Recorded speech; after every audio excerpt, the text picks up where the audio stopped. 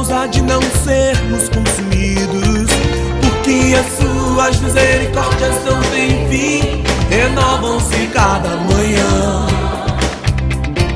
O amor de Deus encheu nossos corações, que maravilha, que maravilha. Porque as suas misericórdias não têm fim, renovam-se cada manhã. Eu sei em quem tenho crido, também sei que é poderoso pra fazer mais do que tudo que pedimos ou pensamos, mais do que tudo que sonhamos, muito mais para mim e pra você, irmão, muito mais de Deus. Amém. Não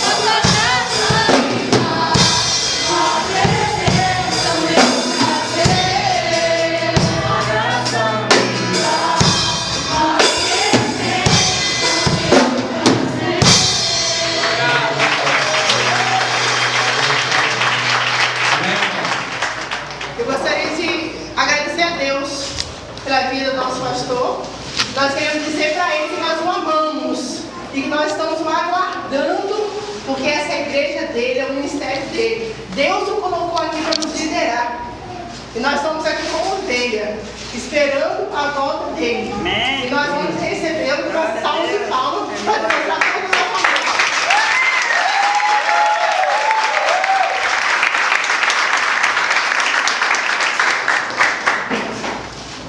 Aleluia.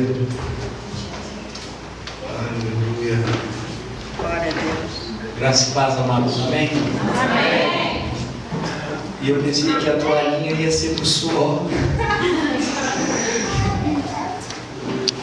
Mas eu cheguei e ver a igreja tão bonita, tão cheia de pessoas que moram dentro de mim. Com essa camisa, eu faço parte, coisa que Deus fez nascer no nosso coração. E por algum tempo eu não pude estar aqui, fazendo aquilo que Deus me colocou nesse mundo para fazer, que é pregar a palavra dele.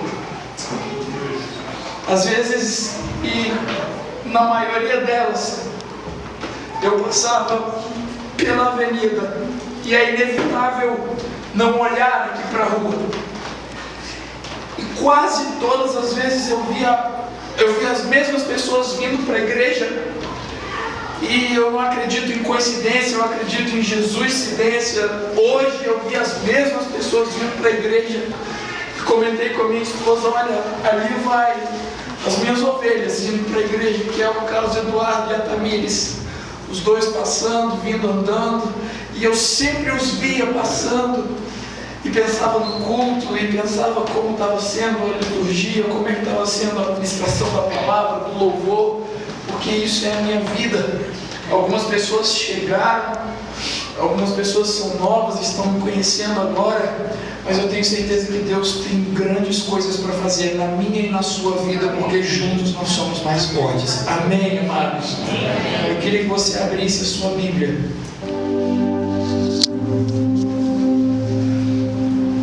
Romanos capítulo 8, verso de número 28. Quero agradecer a todos vocês que oraram por mim, oraram por minha família. Recebi há poucos minutos antes de vir para a igreja um áudio do meu pai, que está lá em Magedão, me abençoando e dizendo que estava orando por nós e que tinha certeza que Deus ia fazer algo grande nas nossas vidas nessa noite. Quem crê diz amém. Eu preciso fazer uma menção honrosa à minha esposa que está me acompanhando. Eu não vou constranger de pedir para vir aqui na frente agora, mas eu preciso dizer que me sinto muito feliz e honrado em tê-la me ouvindo pela terceira vez. E eu quero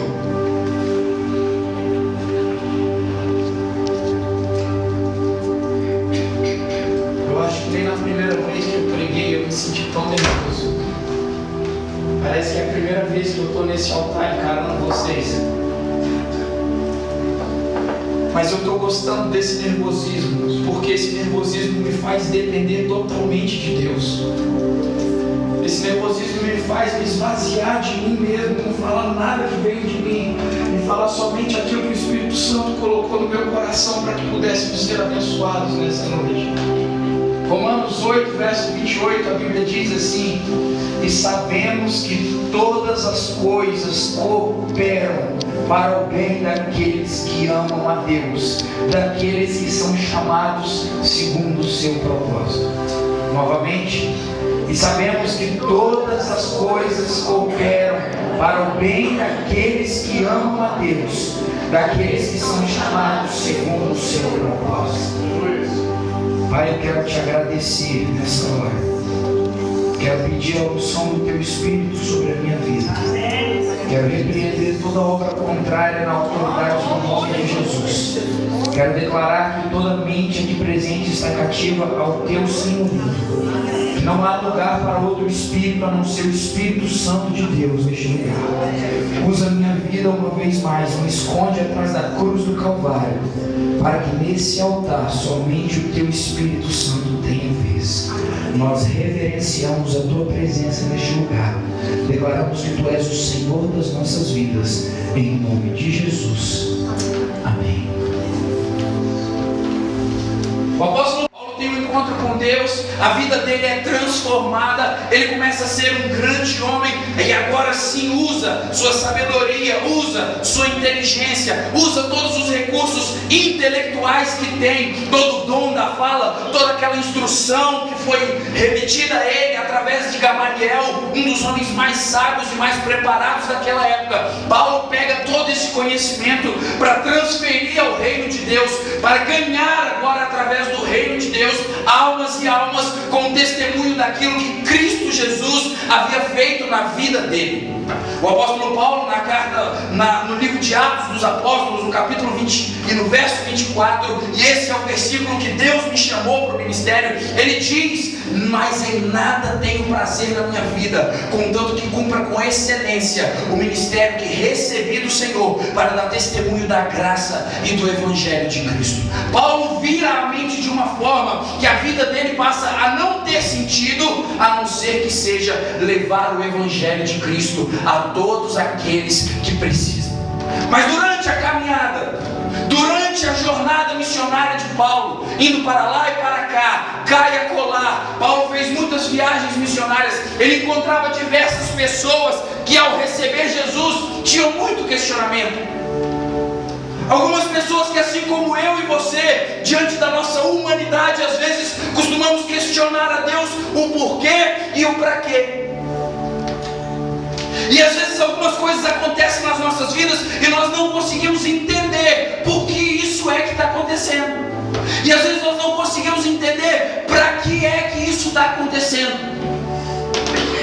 É muito interessante quando você acorda e o seu quarto é como o meu, e você não consegue ver a luz do dia para saber se amanheceu sol, se amanheceu nublado, se amanheceu chuvoso, se amanheceu meio a meio. Eu aprendi uma expressão com a minha esposa. Um dia eu pedi para ela ver, eu saio mais cedo que ela, como é que está o tempo, me diz para eu saber que roupa eu vou colocar. E ela disse para mim: o céu está lusco-fusco. E eu: o céu está o quê? Está lusco-fusco. E eu: Jesus amado, me explica, me revela o que é lusco-fusco. Me explica, por favor, Jaqueline, o que é lusco-fusco? Ela falou: sabe quando o céu está meio assim, não tem sol, está nublado, está meio esquisito? É lusco-fusco. Aí eu aprendi. E algumas vezes a vida amanhece meio lusco-fusco para mim e para você. E você não sabe o porquê daquele sol que tanto brilhava ter sumido. E você não sabe o porquê daquelas coisas que estavam tão certinhas, andando tanto na direção, de repente dá uma chacoalhada, de repente dá uma desorganizada, e você perde totalmente a noção de direção, você perde totalmente o prumo de onde estava andando, e você já não sabe mais o que fazer, ou para onde ir. De repente o céu ficou preto.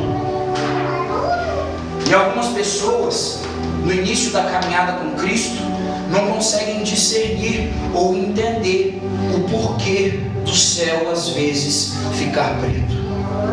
E aí o apóstolo Paulo vem na carta dele aos Romanos, no capítulo 8, no verso 28, e diz assim: saibam que todas as coisas cooperam para o bem daqueles que amam a Deus. Tem alguém que ama a Deus aqui nessa noite? Quando o apóstolo Paulo diz todas as coisas, ele está dizendo: quando o céu ficar preto, também está cooperando para o bem daqueles que amam a Deus. Se o sol brilhar, se o sol não brilhar, todas as coisas cooperam para o bem daqueles que amam a Deus. Só que quando o sol não brilha, quando o dia amanhece e o tempo não abre, geralmente é sinal de chuva. E uma grande chuva se torna uma tempestade. E tempestade é uma palavra que não é do vocabulário do português. Tempestade vem do grego e vem do latim. E no latim, tempestade significa tormento e agitação. E às vezes nós somos surpreendidos por uma tempestade. Eu nunca fui pego por uma tempestade a pé na rua, mas eu já fui pego de moto. E eu não sei se é pior estar a pé ou estar de moto quando uma tempestade vem. Você se sente desguarnecido, e eu já peguei tempestade indo para Cachoeiro. Não tem onde parar, não tem marquise, não tem onde esconder da chuva. Você tem que ir na chuva, acelerando. Não dá para fechar a lente do capacete. O pico de chuva está cada vez mais grosso. E ainda que ele fosse fino, a velocidade da moto faz ele ficar grosso. Às vezes parece que está cortando como navalha. E não dá para parar no meio da tempestade.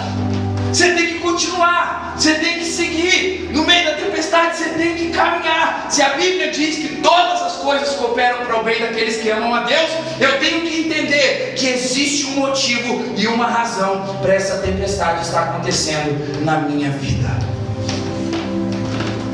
Você já passou por problema? Ô pastor, que pergunta, hein? É claro que eu já passei por problema. Eu não estou falando do corriqueiro, eu estou falando de problema. Eu estou falando de dificuldade, de não saber onde está a solução. Eu não estou falando daquela dor de cabeça que tomou Doril, passou. Você está acostumado, você sabe resolver. Eu estou falando daquele problema que você não sabe resolver. Aquele problema que não adianta correr para lá e para cá, não tem jeito. A solução desapareceu. E se Deus não bradar do céu, não tem o que fazer. Repara comigo na Bíblia.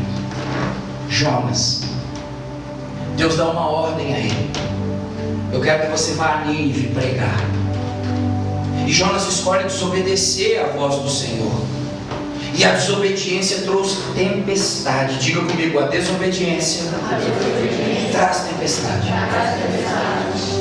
E Jonas vai totalmente em direção contrária àquilo que o Senhor tinha dito que era para ele ir. Se Deus disse para lá, ele começou a caminhar para lá. E a Bíblia é tão inteligente, a escritura da Bíblia é tão bem feita, que a Bíblia começa a dizer que Jonas vai descendo. Porque o homem, quando está em fuga, o homem, quando está se distanciando de Deus, a vida dele não pode de maneira nenhuma subir, só pode descer. A Bíblia diz que Jonas desce a Jope, que ele desce ao porto, que ele desce ao barco, que ele desce ao porão do barco, e vai descendo, descendo, descendo, porque a vida do homem longe do Senhor é uma vida de declínio e de queda espiritual morro abaixo. E Jonas pensava estar na direção certa, fazendo a vontade própria, guiando os próprios passos. Ele vai caminhando, e de repente o céu começa a ficar meio lusco-fusco. De repente o céu começa a ficar meio preto, opa, trovoada, o mar balança. Lá vem a tempestade.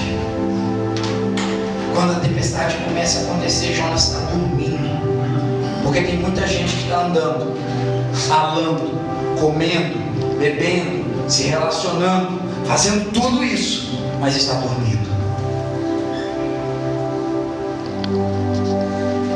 E se não vier uma tempestade para chacoalhar, se não vier uma tempestade para dar uma balançada nas estruturas, essa pessoa vai continuar dormindo até ser tragado pela morte.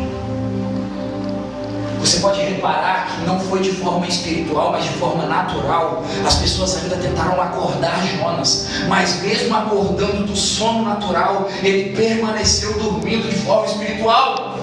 Porque ele não escolheu se arrepender, ele escolheu continuar no erro. Ele escolheu ser lançado ao mar. A Bíblia diz que os marinheiros, homens experientes no mar, experientes com tempestade, começaram a jogar todas as riquezas na água, começaram a jogar tudo que pesava o barco na água, para poder ver se aguentavam mais durante a tempestade. E Jonas dormindo.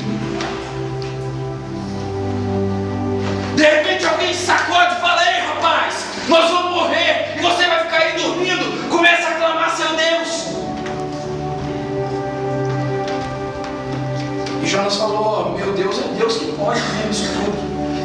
acontecer mais. Está acontecendo essa tempestade, essa bagunça toda aí, ó. Tudo que está acontecendo é por causa de mim. Sabe o que vocês fazem? Me pega e me lança no mar. Porque aí a tempestade vai passar. Porque é que Jonas não disse: Senhor, tem compaixão de mim. Senhor, perdoa minha desobediência e me leva de volta, que eu vou fazer tua vontade. Por que é que Jonas não fez isso? Jonas escolheu, mesmo depois de acordado naturalmente, do continuar dormindo espiritualmente e ser lançado ao mar, escolheu a morte do que o arrependimento. Pega na mão de quem está do seu lado, diz assim: obedece a Deus. Diz: obedece a Deus. 1 Samuel 15, verso de número 22, a Bíblia diz: é melhor obedecer do que sacrificar.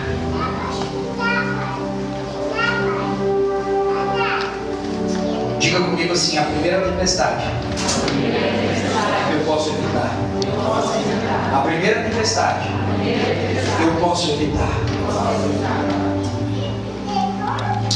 O que você disse para o seu irmão agora há pouco? Obedece a Deus. Obedece a Deus. Porque a tempestade da desobediência nós podemos evitar. Os animais obedecem ao Senhor. Deus disse assim: baleia, vai lá porque eu tenho um alimento fresco para você. A baleia foi. E o que acontece? Jonas é lançado ao mar. A baleia pega Jonas e ele fica lá naquela experiência de 3 dias e 3 noites.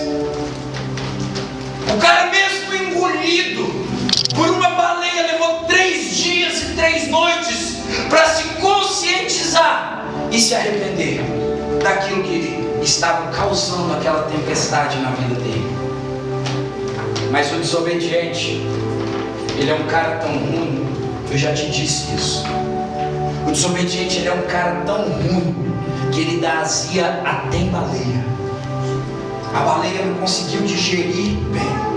A baleia não conseguiu ficar bem com aquele alimento. Sabe quando você come aquelas coisas pesadas de noite, que você até dorme, mas quando dá 3:30 da manhã, você levanta, o estômago está rebolando, você tem que tomar um Eno, tem que tomar um omeprazol, aquele potinho amarelo e pretinho, enquanto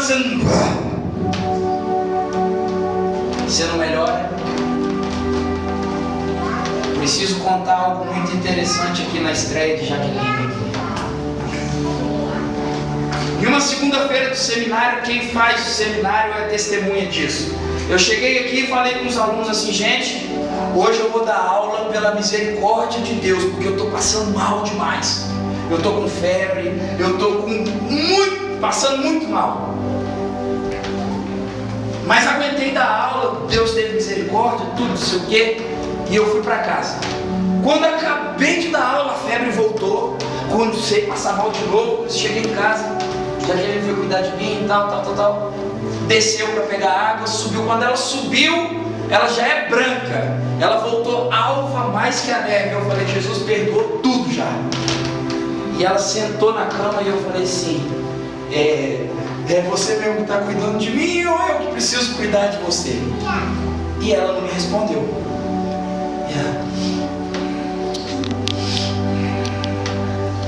Eu, meu Deus, me dá força que eu não tenho aqui, Senhor. E de repente ela...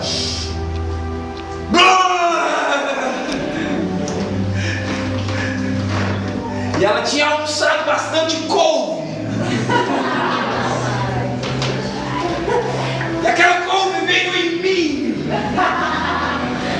e me grudou todo. E eu falei, lá em novembro, na nossa cerimônia religiosa de casamento, o juramento vai ser: na alegria e na tristeza, na saúde e na couve. Vai ser assim o tempo todo. Porque às vezes a gente come alguma coisa e aquilo não bate bem, não bate legal, e a gente acaba tendo que pôr para fora para receber o alívio. A baleia ficou engasturada. A baleia queria cuspir no primeiro dia, desobediente, é um cara ruim demais. Mas Deus fez sem ela aguentar mais até Jonas arrepender. Diz comigo assim: a primeira tempestade eu posso evitar. É só obedecer. A baleia cospe Jonas e o resto da história você sabe. Mas nós precisamos avaliar algumas outras tempestades que vêm na nossa vida. E às vezes nós não entendemos o porquê delas acontecerem. Nós já vamos pular para o Novo Testamento. Evangelho de Marcos, no capítulo 4, verso de número 35. A Bíblia diz que Jesus ensinava de dentro de um barco. Jesus ensinava toda a multidão.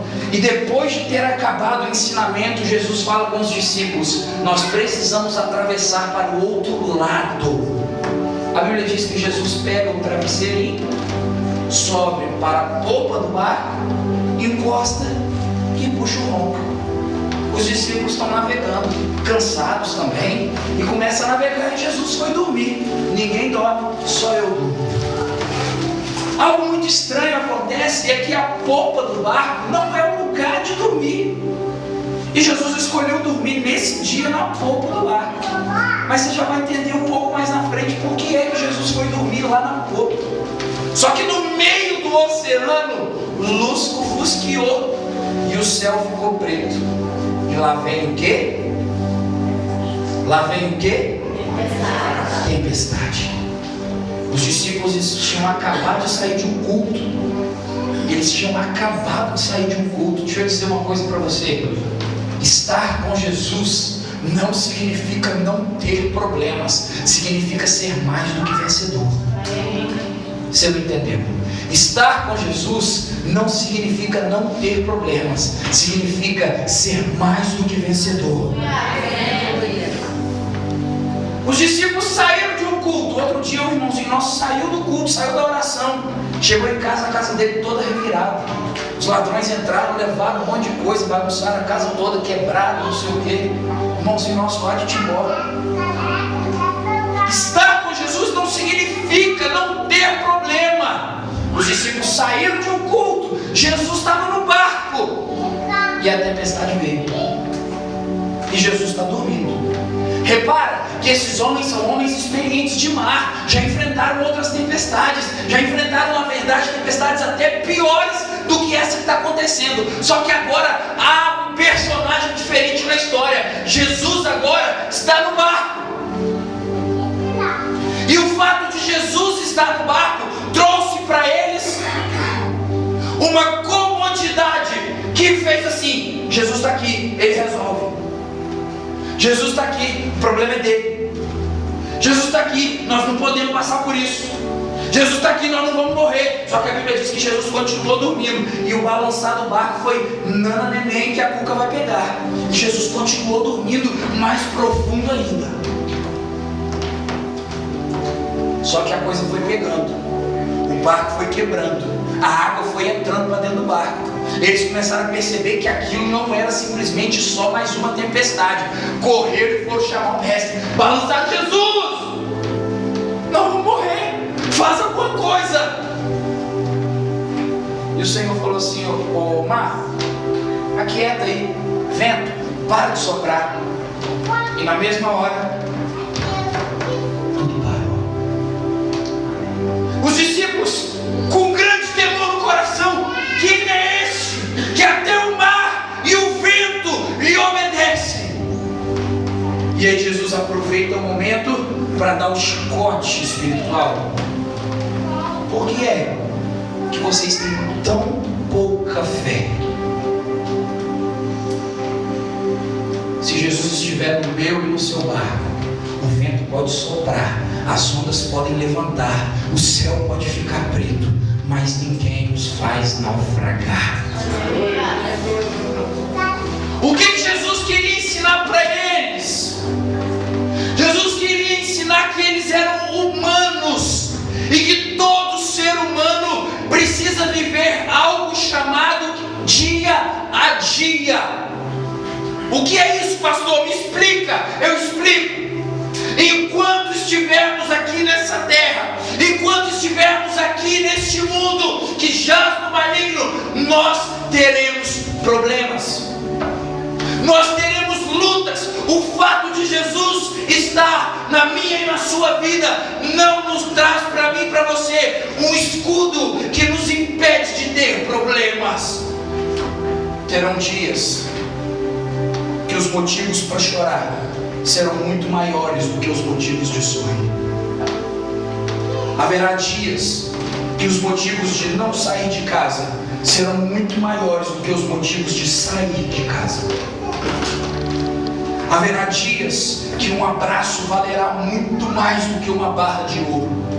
Digo-vos isto para que em mim tenhas paz. No mundo tereis aflições, mas tende bom ânimo. Eu venci o mundo.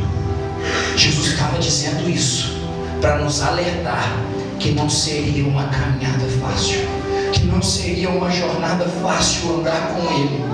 Ele garantia a vitória, o seu final é de vitória. Então para de olhar para o meio da luta, para de olhar para o meio da dificuldade, para de olhar para o meio se ele for preto, se for de tempestade, e entenda que quem escreveu a sua história te fez mais do que vencedor, e o seu final é de glória, no céu, na festa das bodas, celebrando com aquele que morreu, mas que ressuscitou ao terceiro dia, tomando a chave da morte das mãos do inimigo do inferno e trazendo a vida eterna para mim e para você, quem crê da glória a Deus. Jesus está dizendo, tem algumas coisas que vocês têm que viver com elas. É o dia a dia. Me converti, aceitei Jesus, não posso mais ter problema. Vai ter problema. Esses dias eu fui visitar minha mãe e ela estava meio assim. E eu falei, mãe, se a senhora parar de pintar o cabelo, vai entregar, hein? Tá ficando velhinha, hein? É porque acorda com o passar da idade e a flexibilidade já não é mais a mesma, naquele que pula da cama, cedinho assim. Com o passar do tempo, vai dando uma ferrugem. E tem que ir andando durante o dia para as válvulas esquentar. E aí sim, e aí poder voltar ao normal. Mas não levanta 100%. Porque Jesus está na sua vida, isso não pode acontecer? Pode. Você quer ver outra coisa? Alexandre conversou comigo essa semana, falou, tô aqui ó, de bonezinho. Por que, Jande? Porque o telhado está caindo.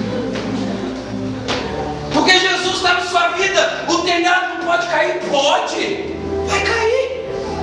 Você quer ver uma coisa que eu vou pegar grande parte da igreja, que é a luta do dia a dia, que é tempestade do dia a dia, que você não tem como fazer outra coisa? Um parente complicado. O que você faz? Enfia a faca no bucho, dá um tiro na cabeça, faz o quê? Não faz. Você vai ter que conviver. Você vai ter que estar perto. É tempestade, prova. Mas você vai ter que estar perto. Porque Jesus está na sua vida. Seu parente ruim não pode te perturbar mais. Aí é que ele vai perturbar mesmo. Aí é que ele vai te... Quando eu tinha uns 10 a 12 anos, tem a diferença de 5 anos de mim para o meu irmão. Ele implicava comigo até eu bater nele. Mas eu já batia nele com medo, porque eu não podia bater com muita força. Se ficasse hematoma, meu pai me destruía. Então eu tinha que bater tirando a mão, só para ele parar de chorar. Mas não doía tanto, mas ele chorava. Taigo, ele devia estar milionário, porque ele devia ser ator da Globo. Ele é fantástico, ele sabe dramatizar como ninguém. Eu sei porque eu sofri na pele e na bunda toda a dramatização dele. Então ele começava a chorar, de sair lágrimas, soluçando. Meu pai vinha e me arrebentava no cinto. Que toda vez que eu vejo o nome Fazolo, já me dá vontade de correr, porque eu tenho trauma de infância do nome Fazolo. E eu falava, agora eu vou te arrebentar mesmo. Mas eu ficava com mais medo ainda do meu pai. Mas tem uns parentes, eu não estou falando isso do meu irmão, eu amo ele vai morar na casa de cima e eu na casa de baixo, então, mas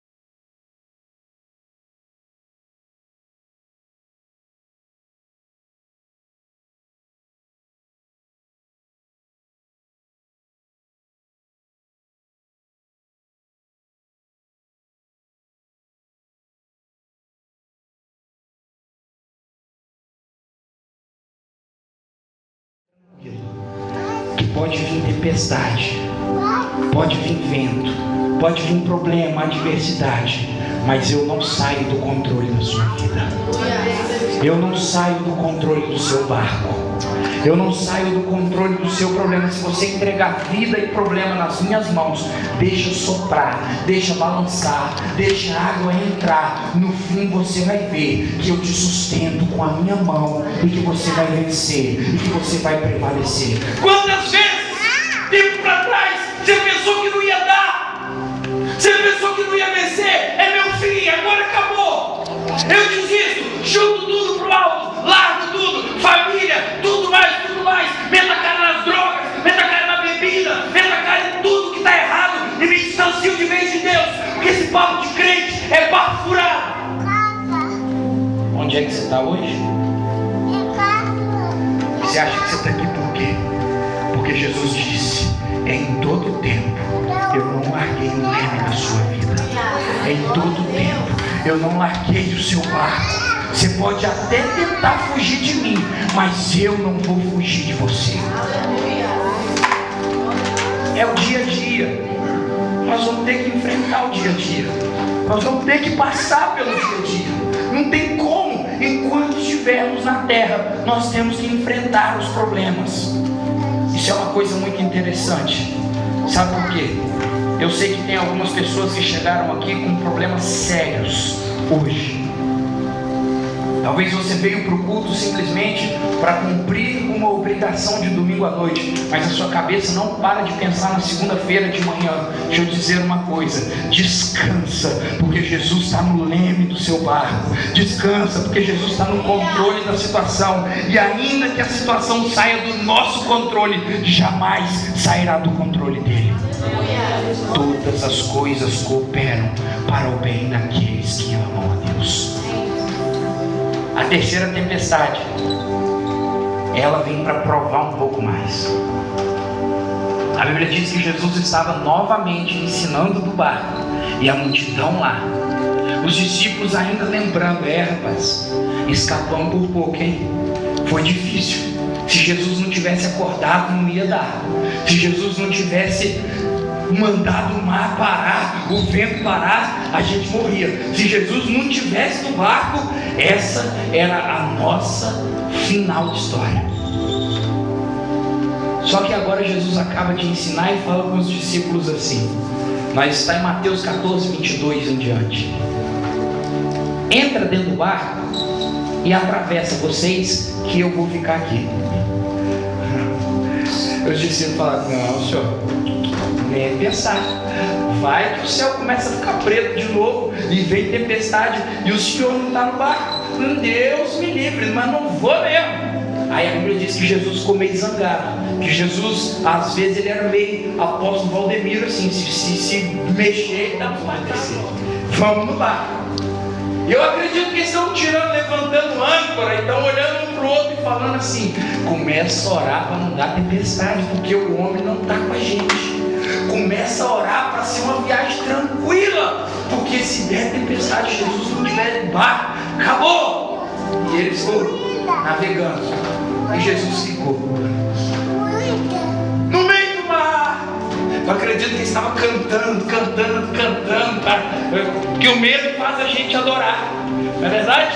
O medo faz você nunca cantou, está com medo de alguma coisa, você começa a cantar. Você não tem tempo que você não lê a Bíblia, acontece um problema, vai ler a Bíblia, está nem entendendo o que está lendo, mas estou lendo, está orando, é assim. Estava voltando do Mato Grosso, já falei isso com você também, de avião. Chegou em São Paulo, o piloto falou: não dá para pousar, nós vamos ter que ficar rodando aqui em São Paulo, chovendo, tudo preto, uma tempestade dentro do avião. E o piloto falou: olha, nós não temos muito combustível, mas nós temos que ficar taxiando aqui até conseguir ter visibilidade para poder pousar.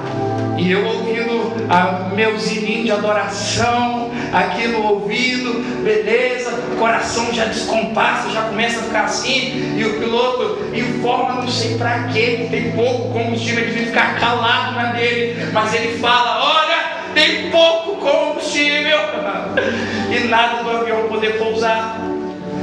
E aí vem algumas tempestades na nossa vida, E aqueles discípulos cantando com medo, orando com medo. Só que o céu começou a ficar preto de novo. E na primeira nuvenzinha, o coração deles já gelou. Quando começou a bradar os trovões, coração de neguinho já devia estar orando em línguas, está falando tudo, o Espírito Santo nem desceu ainda, mas já está o barco todo revoltado no avivamento. E de repente as coisas começam a ficar feias. A tempestade começa a pegar de verdade mesmo. E essa tempestade a gente entra porque Jesus quer. Diga comigo, eu entro porque Jesus quer. Sabe por quê? Um recém-formado da polícia, ele é treinado com simulações, tudo de mentirinha. Um soldado de Cristo não tem tempo de ser treinado em simulação. Se é treinado é na guerra de verdade. Se é treinado é no suor de verdade, é na lágrima de verdade, é no joelho de verdade. Soldado de Cristo não dá para ser treinado em simulação. Soldado de Cristo é treinado na tempestade. Jesus tinha que ensinar alguma coisa para os discípulos. Jesus tinha que ensinar para os discípulos aquilo que eles não aprenderam da primeira vez. A lição de Jesus com a primeira tempestade era: se creres, verás a glória de Deus. Se vocês tiverem fé, eu não preciso falar não, manda vocês o mar acalmar. Faz uma tempestade quando Jesus não está no mar. Algumas pessoas vão na macumba, algumas vão na cartomante, algumas vão lá ouvir os mortos. O que você faz quando a tempestade chega e Jesus não está no seu barco? Porque tempestade sem Jesus é lugar de morte. Tempestade sem Jesus é lugar de fracasso, é lugar de final de história. Por isso, nessa noite, a chave e o centro dessa mensagem é: convida Jesus para entrar no seu barco. Convida Jesus para entrar na sua vida, porque se Ele estiver no seu barco, pode dar tempestade, pode dar o que for, você vai romper. E de repente a tempestade começou a acontecer, balança. Os discípulos falaram: eu sabia, se Jesus não estivesse aqui ia dar isso. Lembra aquele discurso de Marta e Maria lá, quando Lázaro morreu? Mestre, se o Senhor estivesse aqui, nada disso teria acontecido. E aí cria um adágio popular, e as pessoas falam, e às vezes até os crentes falam isso: Deus tarda, mas não falha. Mentira! Qual parte? A parte que Deus tarda. Ele nunca tarda. Ele chega na hora certa, no momento certo, com a provisão certa para mim e para a sua vida. Se Ele não agiu ainda, é porque você precisa continuar balançando na tempestade. Se Ele não agiu ainda, é porque você precisa aprender ainda alguma coisa. Se Ele não agiu ainda, é porque você continua precisando olhar e reconhecer que o Mestre sempre está ao nosso lado, mesmo que você não o veja. Porque no meio da tempestade, quando se perdeu toda a visibilidade, no meio da tempestade, quando tudo começou a acontecer, o barco balança, a água entra, o vento sopra, não sabe mais o que fazer, joga do barco fora aquilo que está pesando, acelera para ver se a gente chega na terra, acelera para ver se o barco não é despedaçado, se não quebra, vamos ver o que dá para fazer, rema, liga o motor, faz o que tem que fazer. E às vezes no meio da tempestade, quando a gente esquece de quem somos filhos e quem é a nossa vitória, nós procuramos força naquilo que é natural, esquecendo aquilo que é sobrenatural. Eu quero te dizer, e aqui eu não estou desincentivando ninguém a procurar os recursos naturais. Se deu algum problema, toma medicação, pode tomar, não tem nenhum problema. Vai no médico, pode ir. Esses recursos Jesus deixou aí pra gente, para nos ajudar mesmo. Mas uma coisa eu preciso te alertar: não se esqueça que o poder da vida e da morte estão na mão do Senhor Jesus. E Ele é o único que tudo pode. Às vezes o médico diz que não tem jeito, ele diz tem jeito. Às vezes o medicamento não resolve mais, Jesus resolve. Uma palavra dele é o suficiente para mudar toda a história de nossas vidas. Eles estão no meio da tempestade, não sabem o que fazer. Recursos naturais não vão salvar. A Bíblia diz que Jesus decidiu então começar a andar sobre as águas. E lá vem Jesus andando sobre as águas. E de repente Jesus clama, Jesus chama por eles. A Bíblia diz que eles estão tão tomados e possuídos pelo medo que eles acham que Jesus é um fantasma. Só que o grande problema deste episódio não foi os discípulos não ver Jesus, porque ver Jesus estava impossibilitado naquele momento. A visão estava toda turva, como está a minha. Se eu fechar o olho esquerdo, eu estou vendo todo mundo, três pessoas de cada um aqui. A igreja está mais lotada ainda, porque a minha pupila está dilatada e vai ficar assim ainda mais uns 20 dias. Então eu preciso e dependo desse olho aqui para focar e enxergar.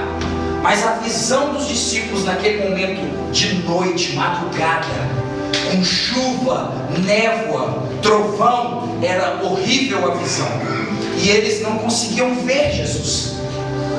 E aí podia até confundir Jesus com um fantasma, porque até então não havia precedente de ninguém andar sobre as águas. De repente vem alguém andando sobre as águas no meio da tempestade. Só pode ser coisa ruim, negativa. Era Jesus Cristo. O erro dos discípulos foi não reconhecer a voz do Mestre. Jesus os chamou e eles não reconheceram a voz de Jesus. Nós temos muita facilidade de reconhecer a voz. Às vezes algumas pessoas batem lá na sua casa. Você fala, vou fingir que estou dormindo, que eu não quero atender essa pessoa muito enjoada. Você já sabe quem é, só pela voz. E você não abre a porta, a pessoa grita, se esgoela, e você até a pessoa ir embora. Porque você fala, eu não vou atender não, é 2h30 de conversa e ainda vai me pedir um café fresco. Então eu não vou atender não, Deus me livre. Você reconhece pela voz. Os discípulos não reconheceram a voz de Jesus. E isso trouxe mais confusão ainda para eles naquele momento. Se eles reconhecessem a voz de Jesus, certamente saberiam que a solução do problema havia chegado naquele momento. Por isso, o clamor do meu coração nessa noite é que você faça uma oração, pedindo a Jesus que, ainda que impossibilite a sua visão, nunca tenha escamas nos seus ouvidos, porque ovelha é guiada pela voz do pastor, e Jesus é o bom pastor que nos guia neste tempo. Saiba discernir quando Jesus falar com você. Saiba discernir quando Jesus falar com você, porque tem gente que pede a unção de Tomé. Eu preciso ver para crer. O cara está na beira da morte. O cara já não tem mais solução nenhuma. Ele ainda precisa ver para crer. Quem? De quem que eu estou falando? De Pedro. O cara está no barco. O barco está naufragando. Não tem solução nenhuma. Jesus chega e fala, eu cheguei. E ele fala, se é o Senhor mesmo, então manda eu andar aí sobre as águas. Meu filho, se Jesus chegar na sua vida e falar, cheguei, agarra ele e pronto, agradece, glorifica, que é sinal de fim de tempestade. Mas tem algumas pessoas que falam, é o Senhor mesmo? Então me dá um sinal. É o Senhor mesmo? Então me dá um sinal. E Pedro falou, eu quero andar aí sobre as águas. É o Senhor? Aí Deus falou, você precisa disso, Pedro, para ter fé? Então vem, desce do barco. E Pedro começou a andar, olhando para Jesus e andando sobre as águas. Olhando para Jesus e andando sobre as águas. O que isso significa? Enquanto o meu foco for o autor e o consumador da minha fé, eu romperei qualquer que for o obstáculo. De repente, Pedro lembra que o mar está balançando. Pedro lembra que o vento está soprando. E o medo toma conta. Ele esquece de olhar para Jesus e vai olhar para o mar. E quando ele olha para o mar, ele começa a afundar. O que eu aprendo com isso? O mundo está cansado de dizer isso, mas o interessante seria viver ao invés de dizer. Não diga para o seu Deus o tamanho do seu problema, mas diga para o seu problema.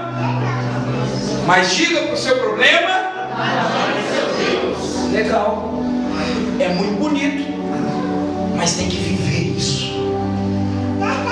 Pedro, enquanto olhou para o tamanho do Deus dele, andou sobre as águas. Quando ele esqueceu o tamanho do Deus dele e foi olhar como é que o mar estava revolto, como é que o vento sacudia, ele começou a afundar.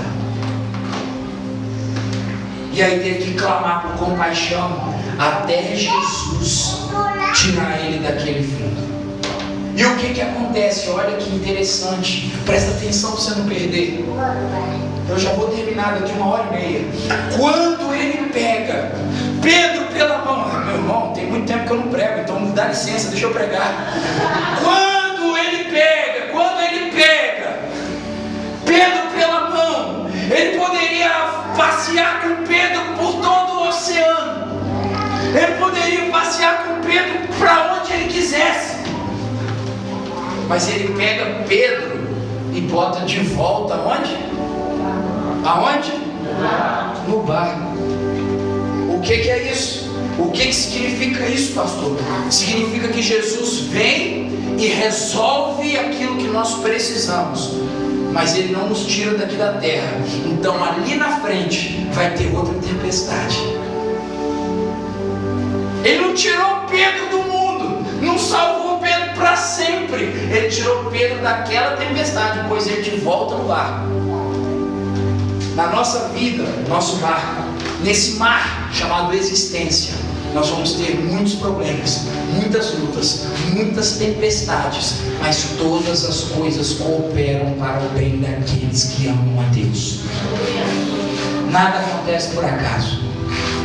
Nada acontece por acaso. Se aconteceu, foi porque Jesus tinha um propósito. Jesus permitiu que acontecesse, porque você precisava tirar lição, você precisava aprender, você precisava crescer, você precisava ser transformado, moldado, para você ser melhor na presença de Jesus Cristo. Amém? Amém. Vamos terminar esse negócio. A quarta tempestade, e a voz também já está indo embora, é a última. Você dizer amém, diz amém. A quarta tempestade é o capítulo 27 do livro de Atos dos Apóstolos. A Bíblia diz que os soldados romanos prenderam Paulo e tinham que levar Paulo à Itália, tinham que levar Paulo em Roma para ele ser julgado. Juntaram no barco Paulo e outros prisioneiros. Juntou no barco Paulo e todas as provas e documentos que eles tinham contra o apóstolo Paulo. E essa tempestade acontece para Deus mostrar que Ele tem uma aliança com você. Diz comigo assim: a quarta tempestade é para provar para o mundo que Deus tem uma aliança comigo. A Bíblia diz que Paulo começa a navegar, preso, está preso. E de repente ele fala assim: olha gente, deixa eu dizer uma coisa para vocês. Não vai ser fácil chegar em Roma não, hein? Não vai ser fácil viajar até a Itália não, hein? Nós vamos pegar coisa aí no meio do caminho, hein? Só que a Bíblia diz que o centurião, que era o responsável por aquela viagem, o centurião que estava ao comando da prisão de Paulo, que era responsável de levar Paulo até a Itália, confiava nos marujos, no piloto, confiava no capitão, mas não confiava naquilo que Paulo estava dizendo. É mais fácil confiar no preso ou confiar em quem está no leme do barco?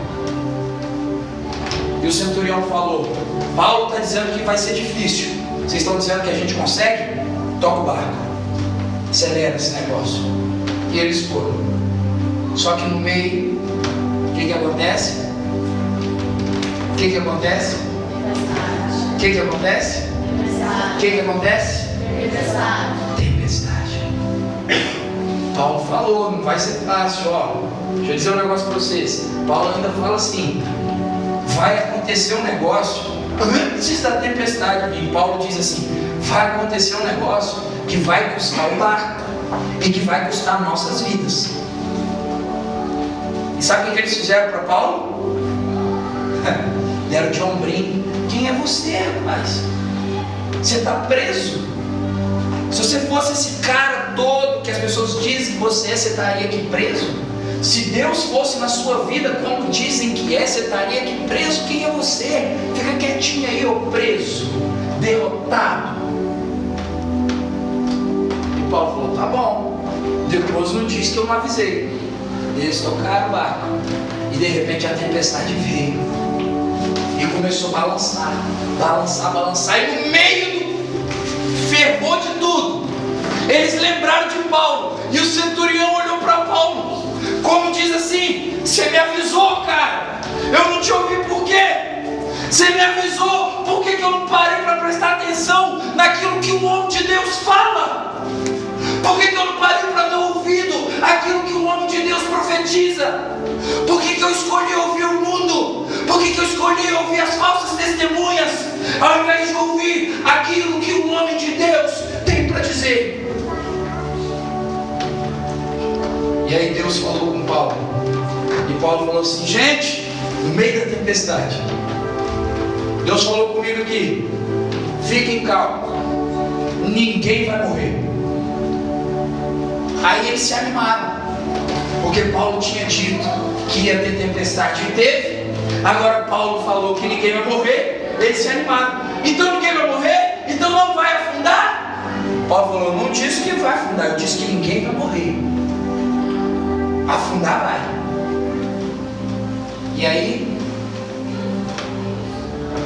o capitão e o centurião diz assim: ó, os que sabem nadar pulam logo no barco, no mar, e braçada para que te quero até chegar na terra. E os que não sabem nadar, pega um pedaço de pau, de tábua, pega o que for aí, se escora e vai para ver no que vai dar. E aí você pensa assim: mas como, gente, que alguém faz uma viagem de navio sem saber nadar? Eu andei de avião e não sei voar. Então, não tem essa de que todo mundo que está no navio sabe nadar. A Bíblia vai dizer, no capítulo 27 de Atos, que tinha pessoas que não sabiam nadar. Mas Paulo falou: Deus disse que não vai morrer ninguém. Não me pergunte como, porque eu não estava lá. Mas quando chegou na ilha, eles começaram a contar: 1, 2, 3, 4, 5, 6, 7, 8, 9, 10, 70, 80, 100, 110, 120, 130. Começaram a contar um por um. E o último versículo do capítulo 27 de Atos diz assim: e os demais, uns em tábuas e outros em coisas do navio, e assim aconteceu que todos chegaram à terra a salvo. Ninguém morreu.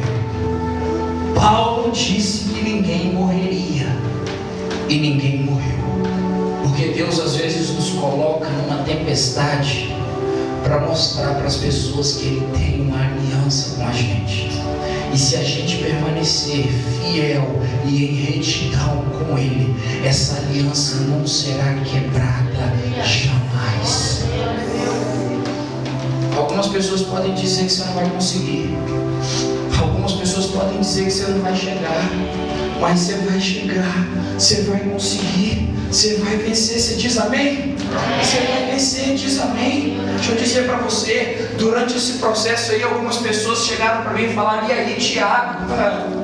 Nunca tinha falado e aí, Tiago, comigo, só me chamava de pastor, mas eu deixei de ser pastor. Falaram: e aí, Tiago? E eu: e aí, fulano? Tudo bem? Por por dentro isso cortava, mas eu ficava quieto. Vou fazer o quê? Eu não posso responder. Eu tenho que caminhar, eu tenho que caminhar, eu tenho que caminhar, porque um dia todos hão de ver que há um Deus grande, lindo, maravilhoso, que não abandona os seus filhos, nunca, jamais abandonará. A Bíblia diz que ainda que uma mãe que amamenta se esqueça do filho, Deus, contudo, portanto, todavia, jamais se esquecerá de seus filhos. Só que era necessário que Paulo fosse levado até a Itália. Deus queria tanto provar para os outros que ele tinha uma aliança com Paulo, que lá na ilha fizeram uma fogueira para aquecer o povo. Chegaram do mar gelado, com frio, todo mundo ameaçando pegar gripe. Eles fizeram uma fogueira para esquentar o povo. Paulo foi jogar uns gravetos na fogueira. Quando ele foi jogar, uma cobra veio e grudou no dedo dele, picou. Todo mundo falou: vai morrer. E esse homem é pecador, porque se não morreu do mar, vai morrer agora. A justiça de Deus não vai deixar ele escapar. E passou 10 minutos, 15 minutos, 20 minutos, 30 minutos, e Paulo está vivo, pulando, cantando, celebrando, comendo e fazendo tudo que tem que fazer na presença de Deus. E eles estão esperando. Não morreu ainda, mas ele vai começar a ficar inchado, ele vai começar a desfalecer, vai dar alguma coisa. Não dá nada, porque se Deus estiver no meu e no seu barco, ainda que bebamos algo mortífero, mal nenhum nos acontecerá. 1000 cairão ao meu lado, 10.000 à minha direita, e eu não serei atingido. Essa é a promessa de Deus para mim, diante do juiz, para ser julgado. E a viagem tem que continuar. Arruma um barco, arruma um bote, vamos levar. E eles partem, viajando para levar Paulo até lá. E chega o dia de Paulo se apresentar ao juiz. Paulo foi levado lá para ser julgado. Paulo foi levado em Roma para ser julgado. Quando ele chega diante dos juízes, um soldado olhou para o outro. O juiz pediu as provas, por favor, as acusações. Traz as acusações aí que tem contra Paulo. Um soldado olhou para o outro: você trouxe? O outro: rapaz, eu não. E onde ficaram? Lá no mar, na tempestade. Aleluia. Sabe por quê? Porque quando a gente reconhece o senhorio de Jesus Cristo nas nossas vidas, quando a gente se arrepende de erros e pecados, quando a gente confessa as nossas culpas ao Senhor Jesus, Ele é fiel e justo para nos perdoar, e todo o nosso passado Ele lança no mar da esquecidão, porque quem tem uma aliança com o Senhor não pode ficar parado. Quem tem promessa de Deus não pode ser derrotado antes que essas promessas se cumpram. Eu vim aqui nessa noite te dizer: há um propósito de Deus na sua vida, há uma promessa do Senhor para você. Creia, receba. Ainda que a tempestade se levante, ainda que o mar se levante, ainda que o mundo se levante contra você, ninguém pode te deter, porque a porta que Deus abre, ninguém fecha, e a porta que Ele fecha, ninguém abre. Ele é o Rei dos Reis, o Senhor dos Senhores. A quem te peço que levante as mãos aos céus e aplauda bem forte.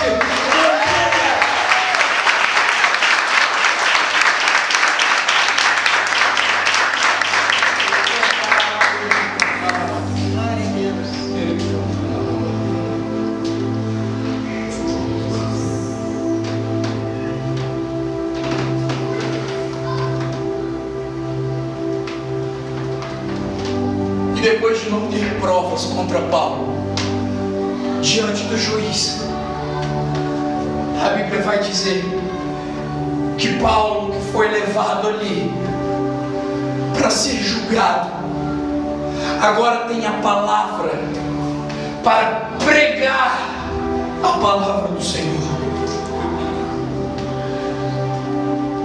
Quando o mundo apontar para você, quando o inimigo tentar te destruir e tentar te derrubar, quando o inimigo tentar fazer qualquer coisa contra a sua vida, ele não pode, porque os anjos do Senhor estão acampados ao seu redor. Toda vez que ele se levantar, passa pela prova como Lázaro canta, dando glória a Deus, porque logo ali, depois da abertura do mar, você vai ter oportunidade para testemunhar tudo aquilo que Deus fez na sua vida.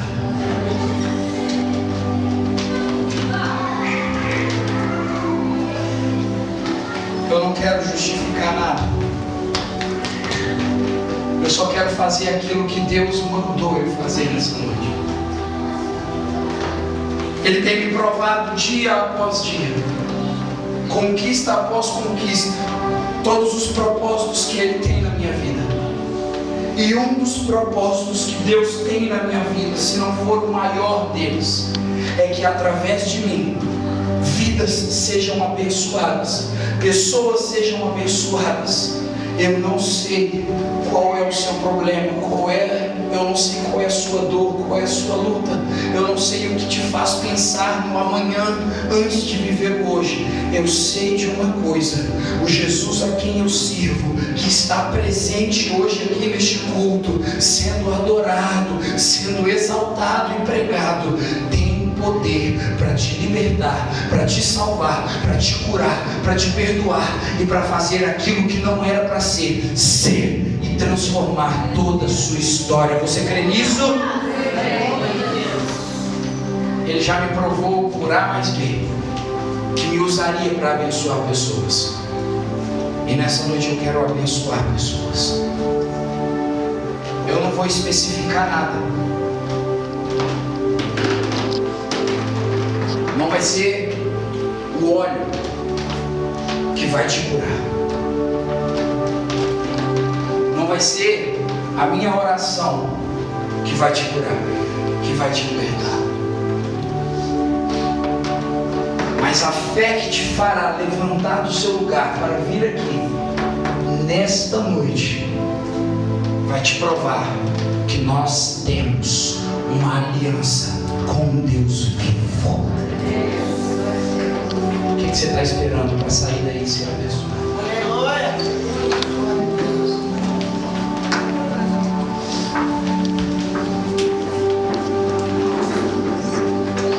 Deixa até o colo aqui.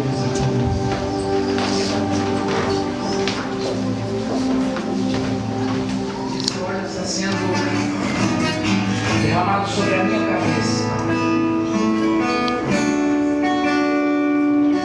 E a Bíblia diz que a oração do justo pode muito em seus efeitos. Antes de orar por você, eu preciso te pedir uma coisa. Pega esse mesmo microfone que está na minha mão e vem aqui no altar do Senhor testemunhar o que Deus vai fazer na sua vida hoje. Se Deus fizer na sua vida, por que, pastor, você está falando assim? Se Deus fizer, é porque a fé tem que sair de dentro de você. Se Deus fizer na sua vida aquilo que você precisa hoje, se você conseguir tocar o coração do Senhor através da sua fé, pede a oportunidade e conta aqui o que Deus vai fazer. Feche os seus olhos. Eu quero estar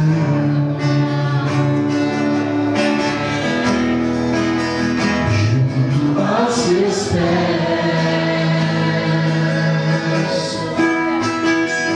pois prazer maior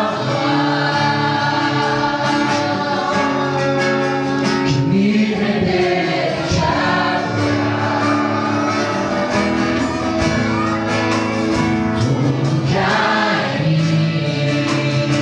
tudo que há em mim, eu quero te ofertar.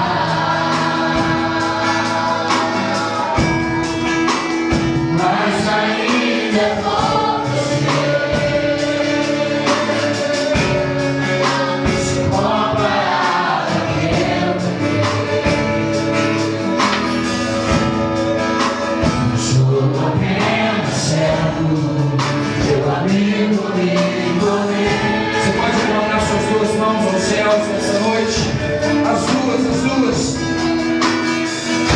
E te louvarei.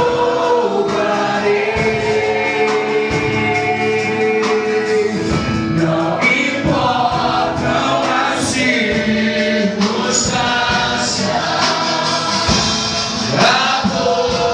adorarei. Pai, nós queremos nessa noite ver e receber o teu agir, Senhor. Nessa noite, Pai, eu suplico, Senhor, como sacerdote do teu Evangelho, como ministro do teu Evangelho, como profeta nessa geração, que o Senhor derrame sobre o teu povo, Senhor, os teus sinais, que o Senhor derrame as tuas maravilhas nessa noite, que eles possam, Senhor, ser impactados pelo teu poder, que eles possam ser impactados pela tua glória nessa noite. O Senhor conhece cada coração, o Senhor sabe o que cada um deles precisa, Pai. E nessa hora, na autoridade do nome de Jesus Cristo de Nazaré, eu profetizo sobre a vida deles as mais ricas bênçãos celestiais. Eu profetizo cura, libertação, salvação, restauração. Eu profetizo, Senhor, tudo aquilo que vem do céu, aquilo que ainda não pensamos, aquilo que ainda não chegou ao nosso coração, mas que o Senhor preparou para nós. Eu quero declarar uma geração mais do que vencedora. Eu quero declarar uma geração de conquista, uma geração que recebe nessa noite um milagre que vem do céu, porque independente das circunstâncias, nós escolhemos te adorar, nós escolhemos te servir. Pode o vento balançar, pode o mar soprar, pode a tempestade vir contra nós, escolhemos te adorar, te adorar, te adorar, te louvarei.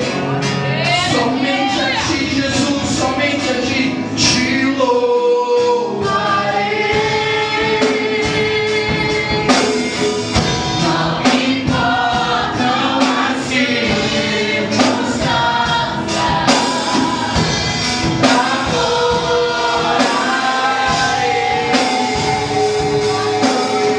Somente a ti, Jesus, somente a ti, Jesus, somente a ti, Jesus.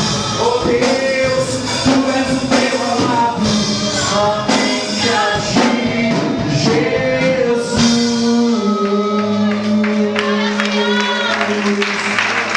Aleluia. Deixa eu te dizer uma coisa. Quando você sair por aquelas portas ali, o inimigo vai tentar soprar contra tudo aquilo que você recebeu hoje. E de repente o Senhor selou sua vitória aqui agora. Agora o Senhor selou. Então não aceite retaliação. Não aceite sintomas. Se você pediu e a cabeça ainda está doendo, Jesus me curou. Porque você prefere ficar com os sintomas ou com a palavra de Deus? Então diga para os sintomas assim: podem até persistir e continuar, mas eu vou ficar com a palavra do meu Deus. Recebe sua vitória, glorifica o Senhor e pode assentar em nome de Jesus.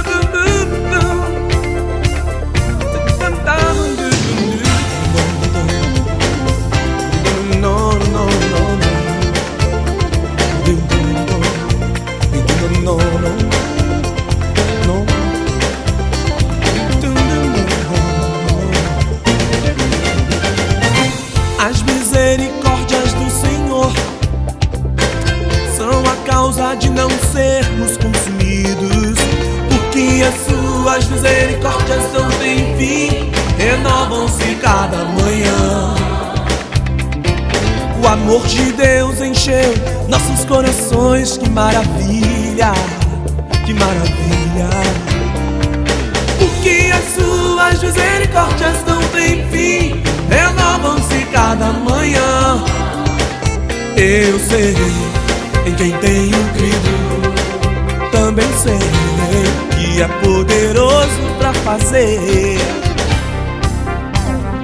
mais do que tudo que pedimos ou pensamos, mais do que tudo que sonhamos, muito mais. Para mim e pra você, irmão, muito mais de Deus.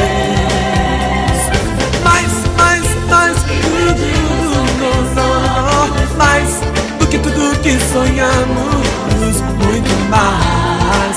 Para mim e pra você, irmão, muito mais de Deus.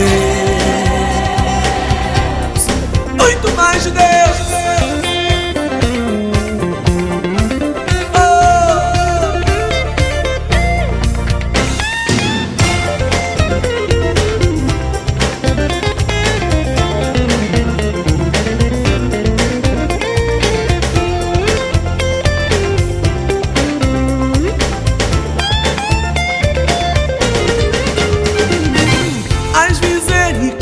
Do Senhor são a causa de não sermos consumidos, porque as suas misericórdias não têm fim, renovam-se cada manhã. O amor de Deus encheu nossos corações, que maravilha, que maravilha. Porque as suas misericórdias